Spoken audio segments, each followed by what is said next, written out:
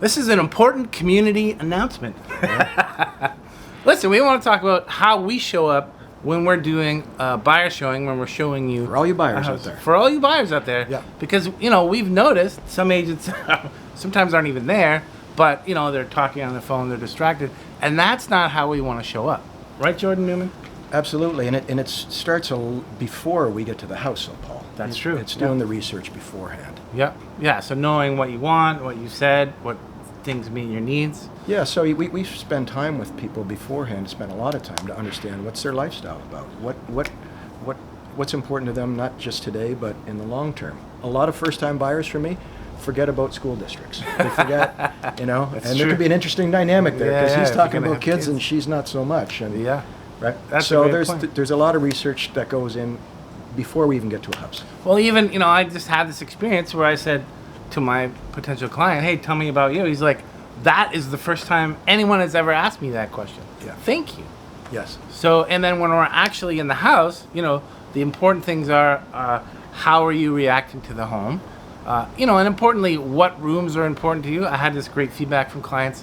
They spend most of their time in the living room and the bedroom, and they want those rooms to be amazing, right? So we want to sit down, we want to think about that. One of the things I always bring up, and I know that you do as well, is commuting. Yeah. So many people underestimate maybe the commute factor.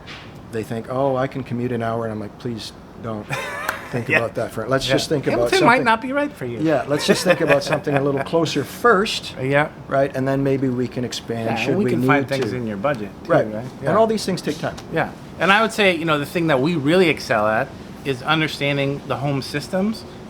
Is HVAC, what's happening with the waterproofing, what's happening with the electrical. Now, why do we know all that, Paul?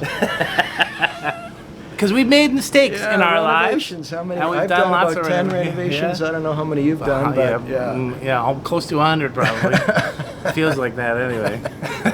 But also, what zoning applies to your house? What can you do with your house in the future? I personally think one of the most important things is understand where you are and where you're going, so we can find a house that can meet your needs over those years.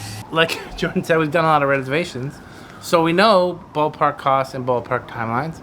Clients find that hugely helpful. Yeah, and once you get in the house, we're looking at things like age of windows, things that people don't necessarily think about when you're there because you're kind of overwhelmed at the time, right? Totally. And so some of the details get missed. So we're looking for things that, kind of, quite frankly, could go wrong. Yeah. And even a weird one is how water is flowing around the house, right? Some houses are in valleys, and inevitably there's going to be flooding in that basement. So these are all the things we're just thinking about as we're going and sharing them if there's an issue. Yeah, sometimes it's people don't want to hear it because they fall in love with the house, and I go, Yeah. yeah. Well, and I tell people I can't let you buy this house. Like, there are things wrong with this house that are going to be too expensive to fix. Please don't buy this house. We hope you found that hugely helpful. If you have any questions, if you want to talk about your home buying process, shoot us an email, info@thinkto.ca. Please like this video and smash that subscribe button. Talk soon. Thank you.